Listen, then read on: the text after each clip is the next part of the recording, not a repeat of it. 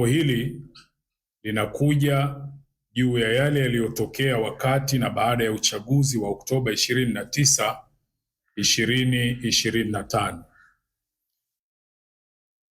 Baada ya kumshukuru Mwenyezi Mungu Mola wetu Muumba na kumtakia rehma na amani kiongozi wetu Bwana Mtume Muhammad, sala na salam zimwendee yeye, masahaba wake pamoja na watu wa nyumbani kwake. Hivi karibuni taifa letu lilifanya uchaguzi mkuu wa kumchagua rais wa Jamhuri ya Muungano, rais wa Zanzibar, wabunge, wawakilishi pamoja na madiwani. Katika kipindi chote cha mchakato wa kuendea uchaguzi huu, tumeshuhudia kwa upande wa wanasiasa kuibuka kwa makundi mawili kwa ukubwa tofauti. Kundi moja likitaka uchaguzi ufanyike kwa mujibu wa katiba ya nchi yetu inavyotutaka. Kundi la pili likigomea kushiriki na kutaka wengine wasishiriki kutokana na kile walichokuwa wanakieleza madai ya mabadiliko waliokuwa wanayataka yafanywe kwa namna wanavyotaka wao. Na kutokana na hali hii, kundi hili mpaka tulipoingia kwenye uchaguzi wao hawakushiriki katika uchaguzi wetu wa mwaka huu 2025. Tarehe 29 Oktoba ndiyo siku iliyokuwa ya kupiga kura na kura zilipigwa na uongozi kupatikana. Kuanzia siku ile ya kupiga kura, kulizuka genge lilokuwa likiwatisha watu kwa kupora mali na kuharibu mali pamoja na miundombinu mbalimbali, kuchoma moto vituo vya mafuta pamoja na ofisi za umma. Katika siku hizi za uhalifu huu, Watanzania wakagawika katika makundi yafuatayo: kundi la waliofanya uhalifu, kundi la waliochukizwa na uhalifu uliokuwa ukifanywa, kundi la waliofurahia uhalifu na uvunjifu wa amani uliotokea, kundi la wachochezi wa ndani na nje ya nchi yetu wakiwemo mpaka wale ambao si Watanzania. Pia kukawa na kundi la serikali na vyombo vya dola na kundi la wanasiasa wa mitazamo tofauti.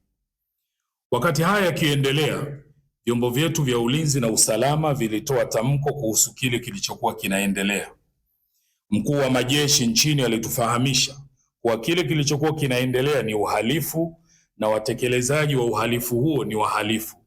Na hapa na nukuu: ndugu wananchi, itakumbukwa kuwa jana tarehe 29 Oktoba 2025 nchi yetu ilikuwa na zoezi la uchaguzi mkuu. Wakati zoezi hilo likiendelea, kulitokea vitendo vya kihalifu vilivyotekelezwa na baadhi ya watu wahalifu wasiolitakia mema taifa letu katika maeneo mbalimbali ya nchi.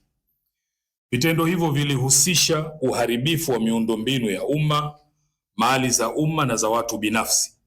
Vitendo hivyo ni uhalifu usiokubalika ambao lazima ukomeshwe mara moja. Mwisho wa kunukuu.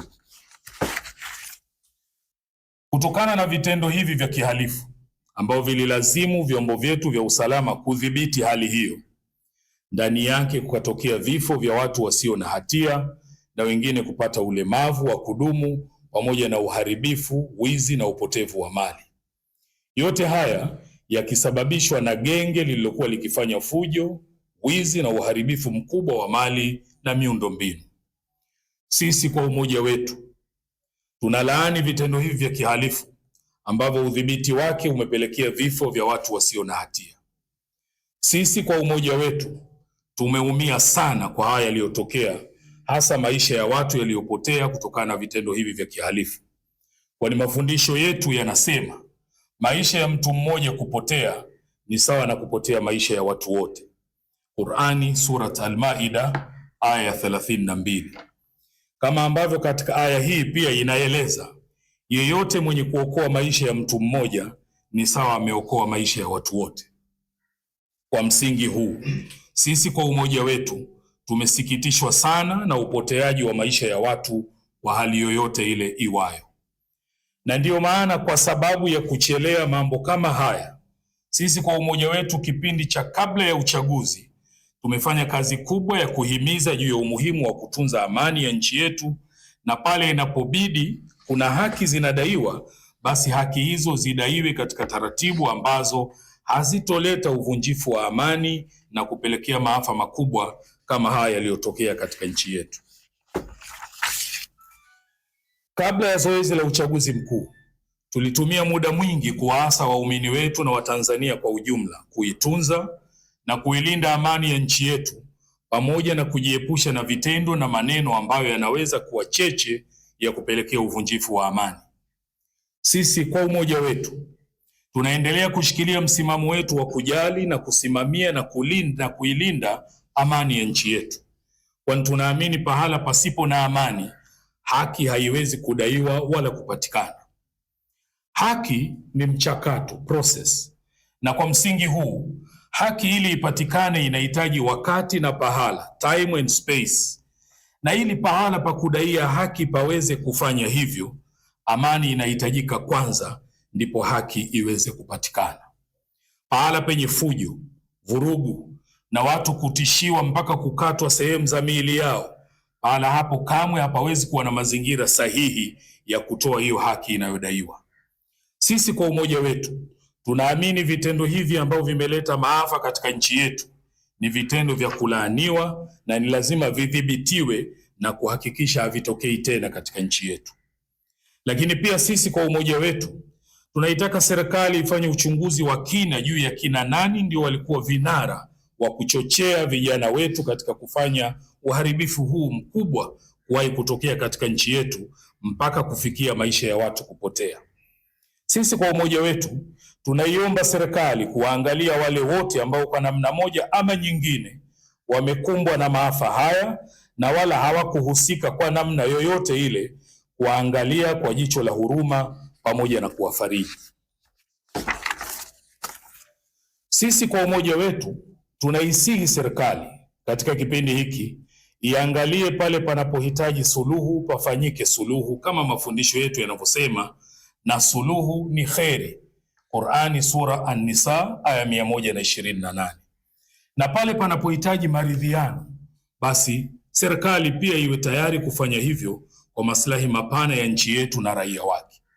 Japokuwa pia tunaisihi serikali yetu suluhu na maridhiano isiwe ni zawadi wanayopewa wale waliohusika na kushiriki katika uhalifu huu uliopelekea maafa haya.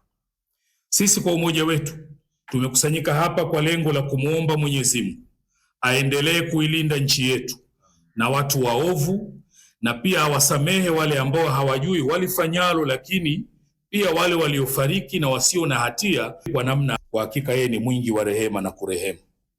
Wetu pia hatuoni kuwa ni busara wala hatuoni kuwa ni afya kwa umoja wetu na mshikamano wetu katika nchi sisi kuitwa wajinga kwa sababu tu tulikuwa tukihimiza amani. Sisi kama sehemu ya jamii katika nchi yetu siku zote tumekuwa mstari wa mbele katika kusimamia na kuhimiza amani katika nchi yetu, hata pale ambapo kufanya hivyo kunapokuwa kuna tulazimu kukubali maumivu makubwa, lakini tulikuwa tayari kufanya hivyo.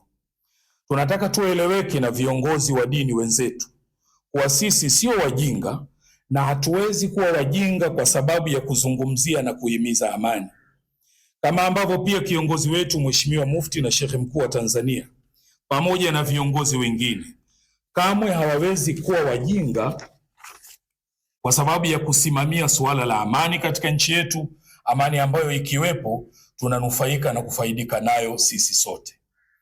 Ifahamike pia kuwa sisi kwa umoja wetu tukiongozwa na kiongozi mkuu wetu wa kiimani hatujawahi hata mara moja kuzuia watu wasidai haki zao wala kufuatilia haki zao kwa kufuata taratibu tulizojiwekea katika nchi yetu. Sisi kwa umoja wetu tunaamini kuwa ndani ya nchi yetu kuna haki mbalimbali ambazo zinadaiwa kutoka kwa makundi mbalimbali na wakati mwingine kutoka kwa mtu mmoja mmoja. Na kwa hivyo tunawaasa wale wote wanaojiona kuwa wanazo haki wanadai kutoka serikalini au kokote kule ndani ya nchi yetu, hata mara moja kudai haki hizo isiwe sababu ya kufanya vitendo vya kihalifu na kudhuru wengine. Mafundisho ya dini yetu yanayote tuhakikishe kuwa hatumdhuru yeyote na wala sisi wenyewe tusijidhuru. Amesema Bwana Mtume sallallahu alaihi wasallam, usidhuru wala usidhurike.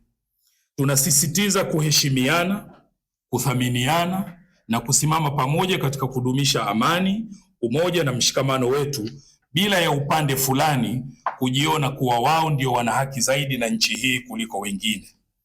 kama ambavyo sisi kwa umoja wetu tunaamini kwa dhati kuwa katika nchi yetu hakuna raia daraja la pili kwa sababu ya dini, kabila, wanakotoka au rangi yao. Sisi kwa umoja wetu tunaazimia kuendelea kuiombea dua nchi yetu dhidi ya wale wote wanaotaka amani ya nchi hii ipotee kwa maslahi yao. Na Mwenyezi Mungu atubainishie wale waovu, tuwajue na kuwatambua, na atuonyeshe haki katika sura yake ya kweli na aturuzuku kuifuata, na atuonyeshe batili katika vazi lake la uovu ili tuweze kuisitisha. Tunamuomba Mwenyezi Mungu aijalie nchi yetu idumu amani yake. Awajalie wale wote walioathirika na maafa haya na kuwaondoshia huzuni katika nyoyo zao.